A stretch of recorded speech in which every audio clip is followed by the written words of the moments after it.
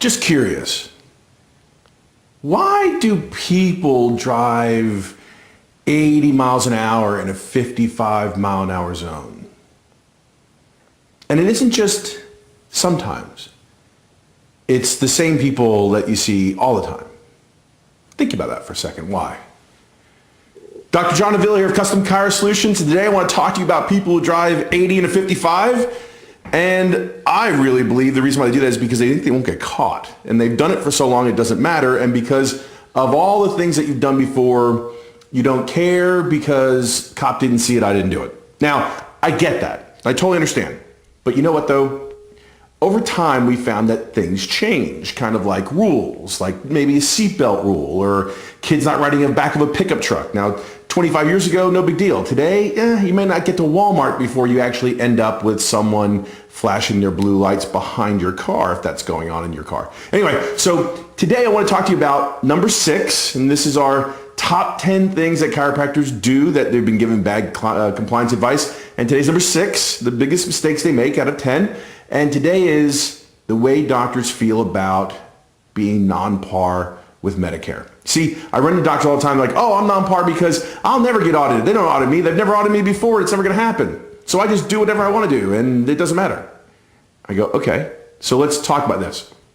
The biggest issue that we're going to have is that I have chiropractors tell me, well, you know what, the patient paid me and the carrier reimbursed the patient, therefore it's over. Claim's done. No big deal, right? And I go, well, you see, there's this big issue now. See, there's this thing called the ADR. It's called the Additional Documentation Request. And it's relatively new. And you'll see it at the bottom of any Medicare denial that you get, even if it's for prepayment, that they say to you, we have invoked this ADR, or Additional Documentation Request, which means they can ask for anything, notes, including your ABN, and all the notes issued or services issued under the ABN. So when you have this ADR invoked on your practice and they want to know all these records, that means they can do it to anybody. Now, the reason why you have to remember that this is important is because just because they paid or Medicare paid and just because the patient paid doesn't mean that it's over with. They can do this for anything.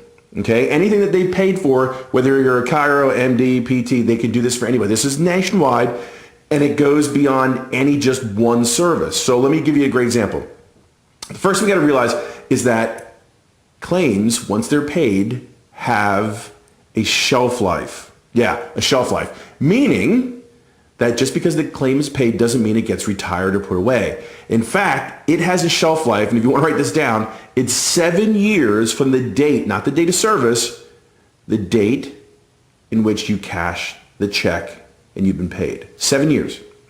Now, if it's fraud, they can go forever. They can go back as long as they want to go. But it's 7 years to the date you cash checks. So that means that just because you got paid, okay, and just because the patient got reimbursed, okay, from the date the check is cashed, it's 7 years. They can go back and say, you know what? I would really like to look at your documentation.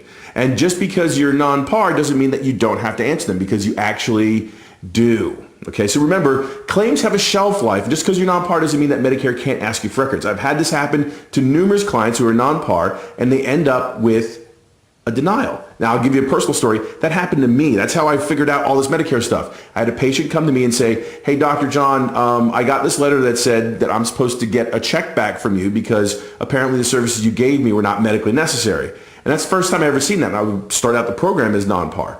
And I was really, really surprised that that happened. So I said, okay, fine. So I called Medicare and they said, yep, not medically necessary. The codes are incorrect. You got to go ahead and pay the patient back because the claim came back as CO, not PR. PR meaning patient responsibility, CO meaning contractual obligation. So what I do, I tell the patient, so Mr. Jones, here you go. Here's your check. He goes, but I don't want the check. And I said, you have to take the check. He goes, no. See, I don't want the check. Because the services you gave me worked, and I don't care if Medicare said they were medically necessary or not, the services worked and you did them and you should be paid for them. And I said, Mr. Jones, you have to understand, I get that, and thank you so much for understanding, but I have to give you this check. He goes, I don't want the check. I said, I don't care, take the check anyway.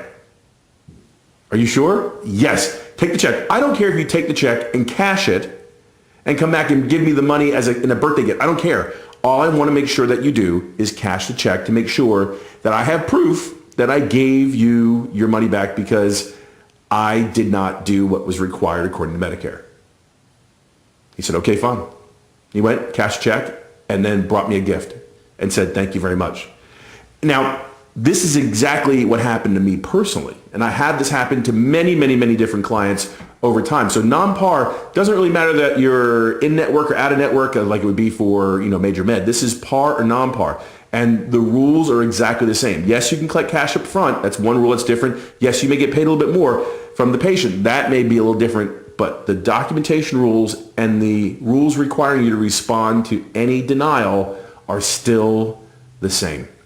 All right, so remember, that's number 6. Now, don't forget, we're going to do at the end of this video series, at the end of this 10-part video series, we're going to send out an ebook. So if you'd like a copy of our ebook, all you got to do is email us at info@customchirosolutions.com, and what we will do is we will send you the ebook when we're done with the 10-part series, all right? So once again, this is Dr. John Davila. Thank you so much for being part of our series. We really, really do appreciate you listening. If you have any questions, make sure you give us a call, 1-800-974-3479, extension 2. Ask for Stacy if you have some questions and would like to know some more information about how we help doctors handle all of these issues quickly, compliantly, and for most reasons, profitably.